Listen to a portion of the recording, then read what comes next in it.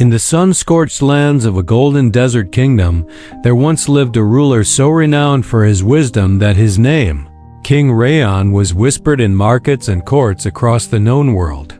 He wasn't known for mighty armies or vast riches, but for a mind that could untangle the most knotted problems with effortless grace. His reign was a time of peace and prosperity, a testament to his just and clever leadership. The kingdom flourished under his watchful eye, its people content and secure. But even in the most peaceful kingdoms, shadows can fall. One moonless night, a silence deeper than usual settled over the royal palace. Under the cover of this profound darkness, a thief, as silent as a desert cat, slipped into the royal treasury. This was no ordinary storeroom. It was the heart of the kingdom's wealth, filled with gold, jewels, and artifacts collected over generations.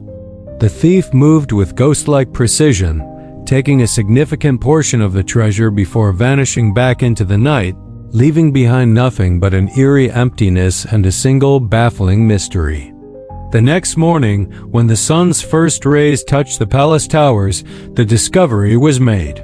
The cry of the head guard echoed through the marble halls. Panic spread like wildfire. The guards, sworn to protect the kingdom's treasures, were terrified, their faces pale with fear and failure. The king's ministers, men of logic and reason, were thrown into a state of disarray, their usual composure shattered. They rushed to the king's chambers, their voices a clamor of urgent, panicked advice. But amidst the storm of fear and confusion, King Rayon was an island of tranquility. He sat on his throne, his expression as calm and unruffled as a still desert lake at dawn. He listened patiently to the frantic reports, his deep-set eyes missing nothing. He didn't shout, he didn't rage. He simply raised a hand, and the hall fell silent. With a voice that was both gentle and firm, he gave a single simple command. Bring everyone who has entered the palace grounds in the last 7 days to the Great Hall tomorrow at sunrise. The order was so unexpected, so simple, that it momentarily stunned everyone into obedience. As the sun climbed into the sky the following day, the grand hall of the palace became a sea of anxious faces. It was a diverse crowd, a cross-section of the entire kingdom. There were servants in their simple tunics, their hands rough from work. There were guards in their polished armor, their faces grim. There were the king's own advisors, their silken robes rustling as they shifted nervously. And there were travelers and merchants who had come to the palace for business, their eyes wide with a mixture of awe and apprehension. They all stood together, shoulder to shoulder, their whispers filling the vast space like the buzzing of 1,000 bees.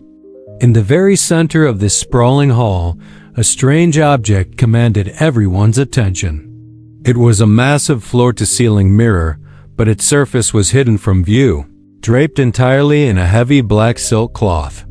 The covered mirror stood like a silent, ominous judge, absorbing the light and casting a palpable tension over the room. People stared at it, their nervous whispers turning into hushed questions. What was it? Why was it there? What did the king intend to do? Then the great doors swung open and King Rayon entered. He walked with a steady, unhurried pace, his presence alone enough to quiet the murmuring crowd. He ascended the dais and stood tall, surveying the assembly. He let the silence stretch for a moment, allowing the anticipation to build. Then, his voice, calm and clear, resonated through the hall. Before you, he announced, stands the mirror of truth. He paused, letting the words sink in. This is no ordinary mirror. It does not show you your face, your clothes, or your stature. It looks deeper. It shows your heart. A collective gasp went through the crowd. The king continued, his voice unwavering. This mirror has a unique power. It reflects the inner self. Honesty appears as clear light. Deceit shows as a dark stain. Whoever stole from this kingdom, whoever carries the weight of that guilt in their heart, will see their crime reflected back at them for all to see. The hall fell into a profound, breathless silence. You could hear a pin drop. The weight of the king's words pressed down on every person in the room. The king then outlined the procedure. One by one, he instructed, each of you will step forward. You will approach the mirror. His voice softened slightly. Lift the silk veil just enough to see your own reflection. Look into the mirror and then walk away. The instructions were simple, yet they felt heavy with consequence. The first person, a young serving girl, stepped forward, her hands trembling. She tentatively lifted a corner of the black silk, peered in for a split second, and then scurried away, her face pale. Next came a stern-faced guard. He lifted the cloth with more confidence, but his haste to leave was just as evident. One by one, each person took their turn. Advisors, merchants, cooks, stable hands, they all approached the mirror with dread, took a fleeting glimpse at whatever lay beneath the cloth, and retreated with visible relief, many of them trembling or wiping sweat from their brows. The procession was a slow, tense parade of anxiety. Finally, the last person had taken their turn. The hall was still thick with tension. The king, who had watched the entire process without a word, allowed a small, knowing smile to touch his lips. He turned to his chief guard, a man who had served him loyally for decades, and spoke in a voice just loud enough for those nearby to hear. "Arrest the man with the cleanest hands."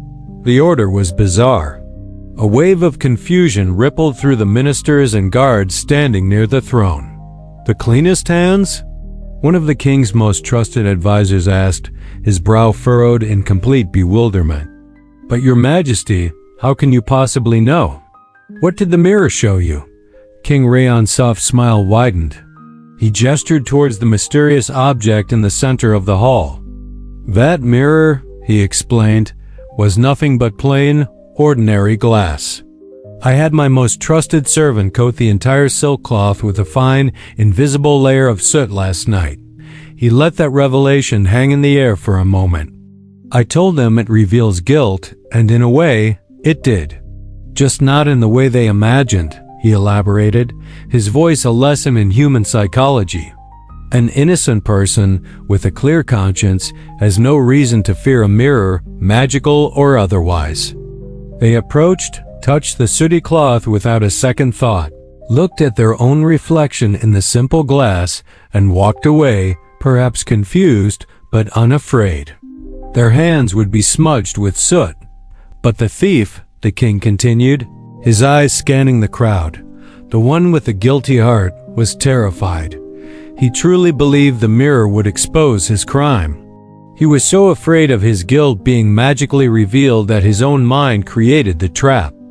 In the moments before his turn, he would have been obsessively wiping his hands on his clothes, trying to scrub away any imaginary trace of his guilt before touching the cloth. Fear cleansed his hands, but it could not cleanse his heart. As the king spoke, the guards discreetly moved through the crowd and apprehended a merchant whose hands were indeed conspicuously clean. The man collapsed, his guilt plain for all to see.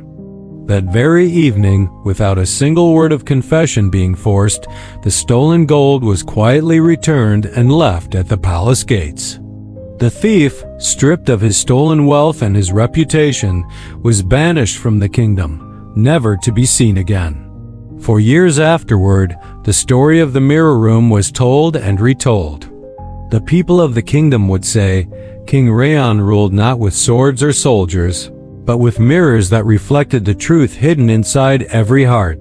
The moral of this tale is a timeless one. The ultimate truth always finds its reflection, not in a piece of glass, but in the depths of our own conscience. A guilty heart, no matter how well it is hidden, cannot be concealed, even behind the cleanest of hands. Thanks for watching. If you enjoyed this story of wisdom and truth, don't forget to like, subscribe, and hit the notification bell for more tales from history and legend.